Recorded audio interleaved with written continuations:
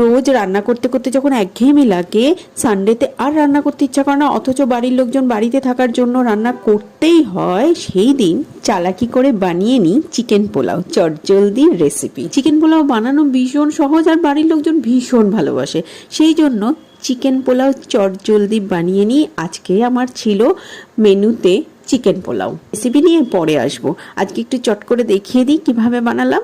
গোবিন্দভোগ চালের বানিয়েছি, এটা বিভিন্ন চালেরই হতে পারে, দেরাদুন রাইসেরও ভালো লাগে, কিন্তু আমার ওই গোবিন্দভোগ চালের গন্ধটা এতটাই ভালো লাগে যে গোবিন্দভোগ চালের সঙ্গে আমি চিকেন পোলাওটা সব সময় বানাই। চিকেনটাকে একটু বেশি পরিমাণ তেল দিয়ে ভেজে আর গোবিন্দভোগ চালটাকে খুব ভালো করে ঘি দিয়ে ভেজে তারপরে পোলাওটা বানালে দেখো রেজাল্ট কত সুন্দর দেখতে হয়েছে আর খেতে অসাধারণ হয়েছে। রেসিপি নিয়ে যেদিন আসবো সেই দিন তোমরা বুঝতে পারবে এই রেসিপিটা কত সহজ আর কত ভালো খেতে হয়। আজ এই পর্যন্তই, ভালো থেকো, সুস্থ থেকো, বাই।